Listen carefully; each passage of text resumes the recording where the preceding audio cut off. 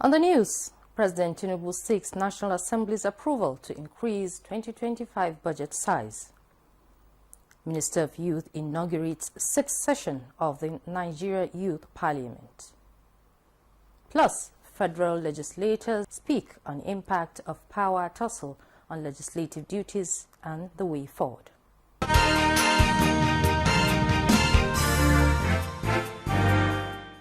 Good evening and welcome to NTA Parliamentary News. I am Amina Saidu.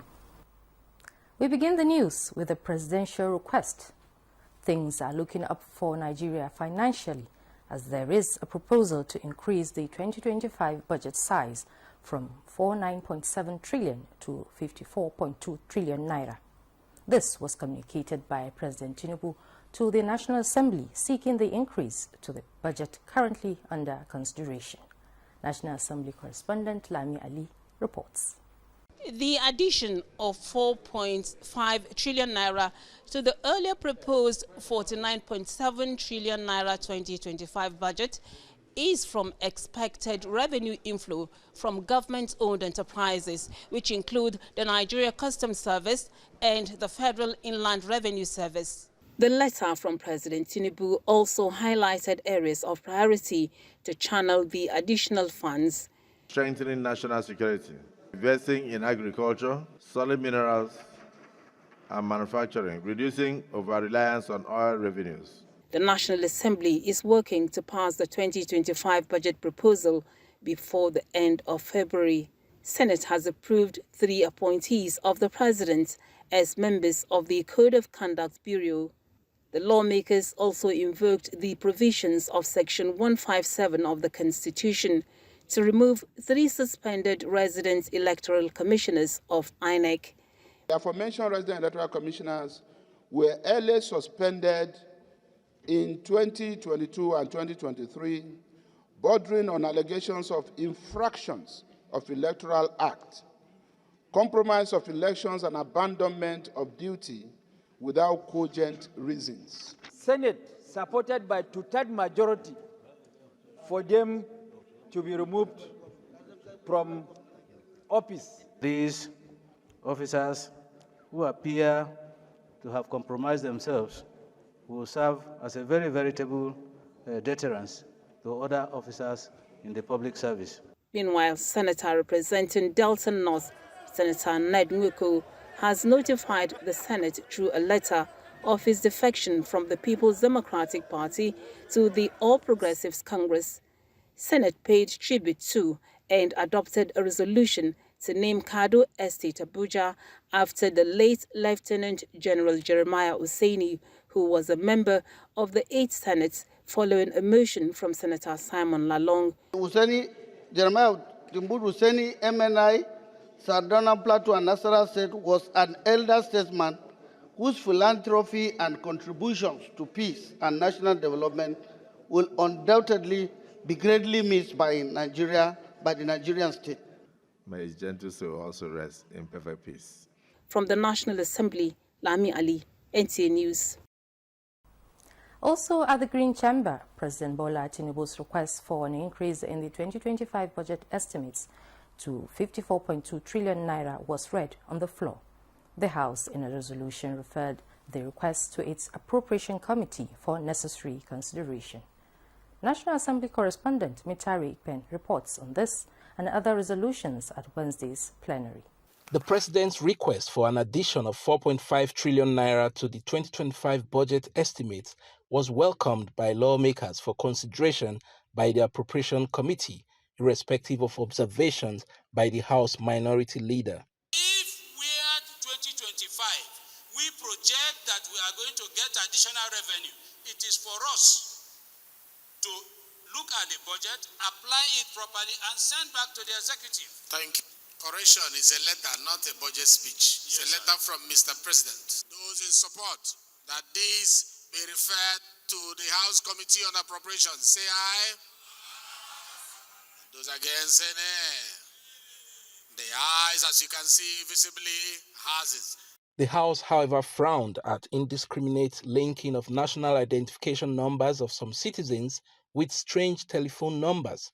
Lawmakers say this is a privacy and data breach by telecom service providers which should be investigated. Consequences of this unauthorized data linking includes identity theft, financial fraud, and other forms of cybercrime that have become rife in Nigeria lately. This House resolves to urge the Nigerian Communications Commission to investigate these reports and take immediate actions against any telecom service provider found to be culpable in this practice. The House also sought protection of some oil-producing communities in Ondo State from ravaging sea incursions. We need to declare the sea-ravaged and submerged oil-bearing communities of Ayeto, Rawoye, Mulitanyi, Abereke, and others in the largest of the federal constituency of Ondo State as disaster zones and national emergency, with hundreds of homes and properties destroyed, resulting in the displacement of indigenous of the communities in their thousands. Meanwhile, a House Committee on Southeast Development Commission has been formally inaugurated to drive development in the region. This committee has been constituted to address regional disparities and lay the groundwork for sustainable national development. It's not just about policy monitoring. It is also about improving the lives of millions of people. Members of the House Committee were enjoined to ensure that the Southeast becomes a model for regional development in the country. From the National Assembly, Mitaire Ikwen, NTA News. Now to update us on Lagos Assembly crisis. It appears the leadership crisis rocking the legislative activities at the Lagos State Assembly is still far from over.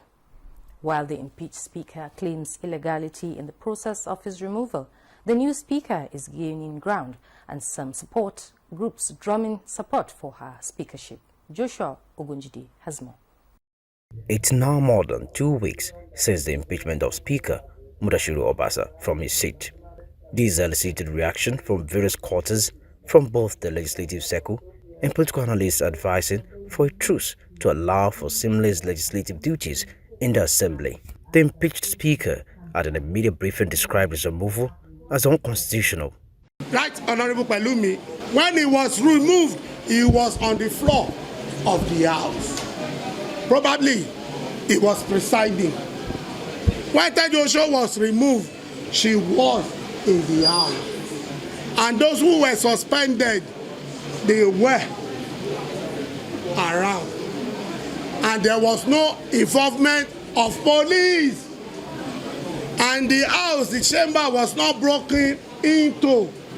And fake mace was not brought to the House. I'm still the Speaker until the right thing has been done. If you want to remove me in the proper way. Meanwhile, supporters of the new female Speaker Mojisola Miranda stick to their position that due process was followed in the change of speakership. A group of supporters added their voice to these at a media briefing in Abuja.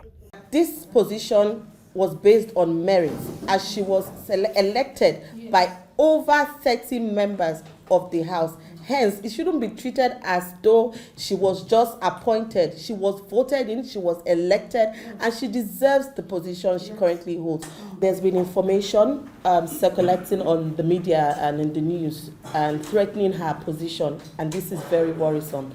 Hence, we have gathered today as women, because if we decide to sit back and let this slide, at every time that a woman attains leadership position, her position will be threatened.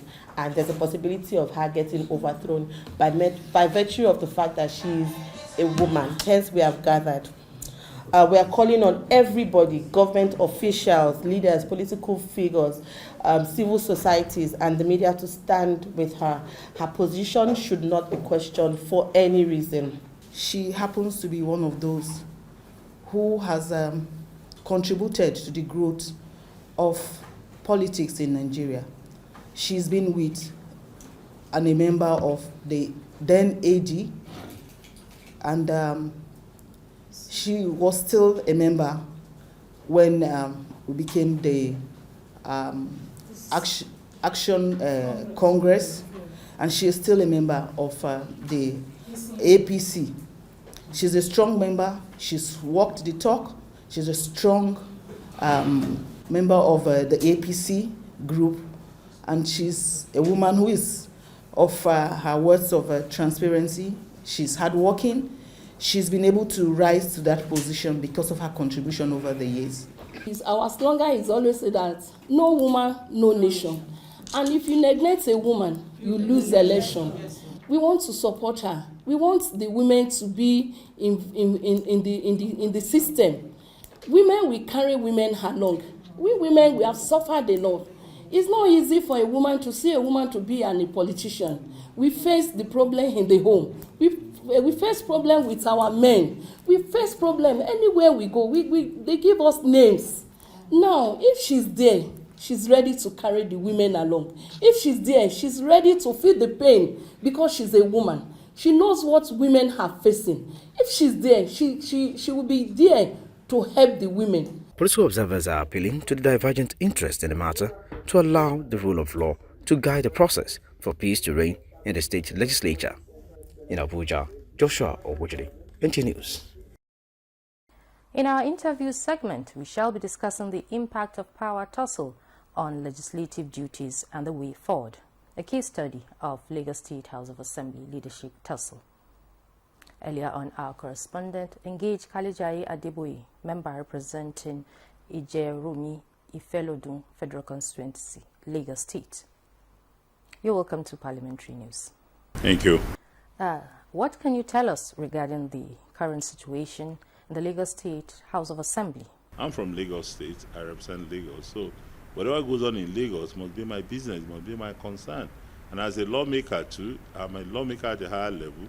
Whatever goes on at the lawmaking process, legislative activities at the State House of Assembly should also concern me one way or the other. Is it safe to say that the House is now accommodating 2 speakers at a time? I can tell you emphatically that as we speak today, I don't think we have 2 speakers. We have only 1 speaker as we speak today. Tomorrow it might change. There cannot be 2 speakers at any given point in time.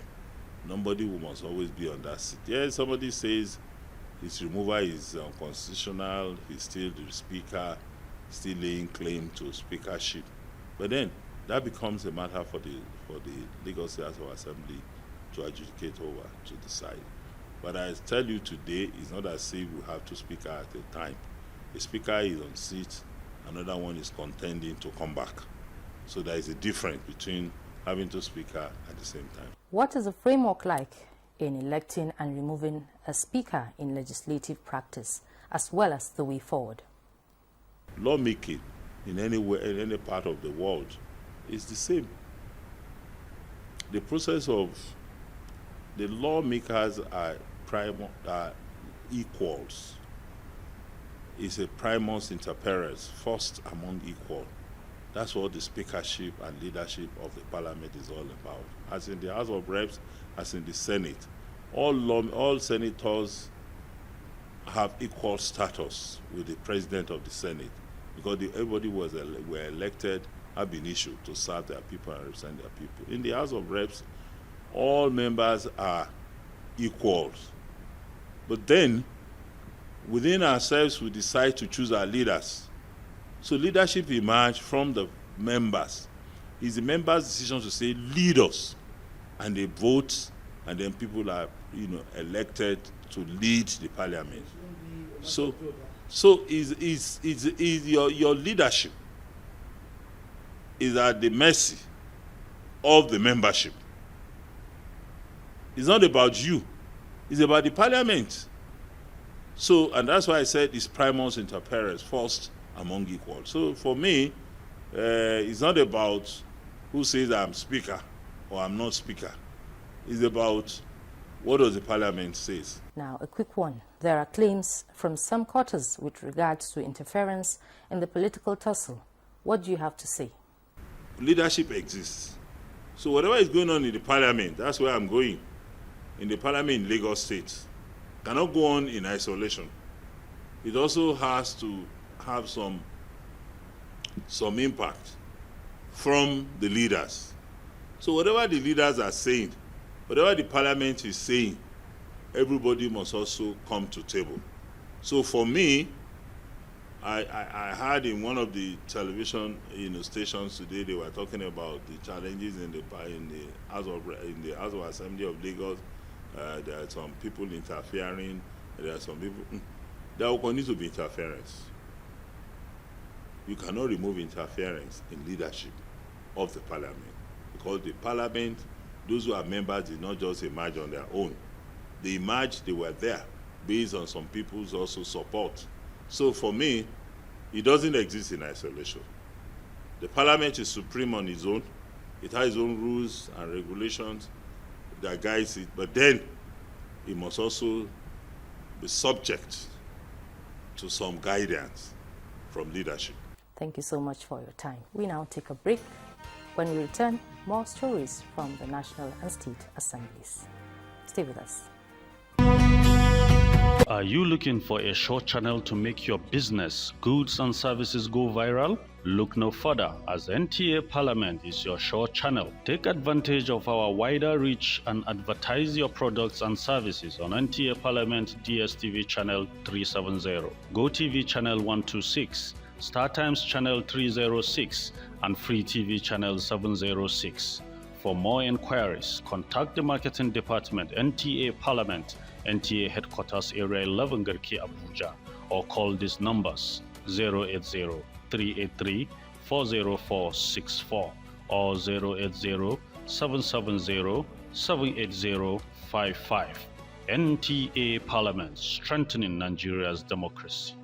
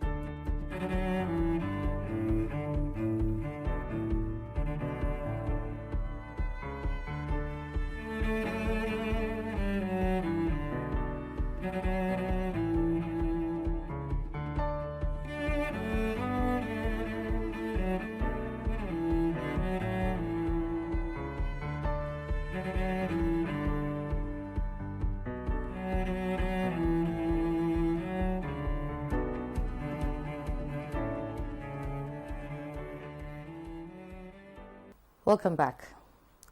Now to new ways of exploring diaspora opportunities. The Senate Committee on Diaspora believes the best way of harnessing diaspora potentials and opportunities is through creating a conducive environment, reducing costs of funds transfer, and building trust among Nigerians in diaspora. At an inaugural meeting, the new chairman of the Senate Committee on Diaspora, Senator Natasha Akpoti, pledges to shape initiatives that will promote investment policies and programs of government for development to thrive. She added that the committee has identified some variables that will help Nigeria to harness the available opportunities of Nigerians in diaspora to develop the country. We have also identified a few steps that we can build our economy here using our diaspora energy. We have mentioned the diaspora, the need to establish the diaspora bank so that diaspora folks will trust the process, trust that space, trust the little institution whereby they themselves will manage. And through that, we can even look into the establishment of the diaspora fund into that. And then this fund will still be run by them. They will decide which industry, whether it's healthcare or which factory they would want to build here using their own skills and technology, which they again will transfer back home. And now to youth matters. The Minister for Youth Development, Ayodele Olawande, has urged young parliamentarians to maximize the opportunity given to them in the political space to make meaningful impact and ensure that the interests of Nigerian youths are effectively protected. This was at the inauguration of the 6th session of the Nigerian Youth Parliament, where 109 newly elected members were sworn in for a 2-year term. The report. It was a gathering of parliamentarians, dignitaries from the highest levels of government and representatives from the international community, coming together to witness the inauguration of the newly inducted members of the Nigerian Youth Parliament. Minister for Youth Development Ayodele Olawande underscored the critical role young parliamentarians play in shaping policies that will drive youth development and contribute to national progress. We are Nigerian youth. Let us together write another story about us. Let us together tell the Nigerian youth that we can do it differently. Let us tell the leaders and elders of this country that whatever mantle is being given to us, we are trained. President of the Senate, who was represented by the chairman of the Committee on Youth Development, Yemi Adaramadu, reaffirmed the National Assembly's commitment to engaging with young parliamentarians. All the youth parliamentarians, through their leadership, shall be shared the way we allocate committees to senators. And this will form a kind of leadership internship, whereby you belong to a committee, you will understudy, you will know what is happening there. You will go on oversight functions too, because very near future, we want to see you up here. The inauguration marks the beginning of a 2-year tenure for the members who are expected to serve as the voice of Nigerian youths, championing policies that address their challenges and aspirations. From the National Assembly, Amina Saidu, NTA News. And in Delta State, the House of Assembly has passed the Delta State Administration of Physical Planning, Urban Development, Urban Renewal and Development Control Activities, Establishment of Urban and Physical Planning Board Law. Godfrey Nzeku reports that the Delta State Food Security Agency Bill 2024 also scaled through second reading. The bill scaled through the third reading and was passed after a thorough scrutiny and amendment of Clause 80 by members of the House. Clause 80, sub 1, establishment of urban and regional planning tribunal. 1. There is hereby established an urban and regional planning tribunal, hereinafter in this law referred to as the tribunal, in the state, which shall have jurisdiction, power and authority conferred on it by this law and by any regulation made hereunder. Sub 2, maximum composition of the tribunal. The tribunal shall consist of a chairman, who shall be a registered town planner or any other relevant professional with at least 15 years post-qualification experience, and 2 other members, including I, a state counsel from the Ministry of Justice, not below the rank of an assistant director. Adduce cogent, convincing and satisfactory reasons why this bill should be supported, and in order not to be repetitive, Mr. Speaker, I adopt the earlier submissions, and I rise to say that on behalf of my constituent, Mr. Speaker, I support this bill, and I urge my dear colleagues to so do. Thank you. A bill for a law to repeal the Urban and Regional Planning Law 2021 and enact the Delta State Administration of Physical Planning, Urban Development, Urban Renewal and Development Control Activities, establishment of the Urban and Physical Planning Board Law 2025 and for other related matters. Third reading and pass. Of this bill will engender seamless administration of fiscal planning, urban development, and renewal, as well as development control activities in the state. Once again, thank you for the passage of this bill. The Delta State Food Security Agency Bill 2024 also scaled through second reading. Deliberations of this bill was opened at the floor of the House by the Majority Leader Emeka Mobi and unanimously supported by members. The Delta State Waste Management Board Bill 2024, House Bill 32, also passed through second reading. The House adjourned plenary to Thursday, February 6, 2025.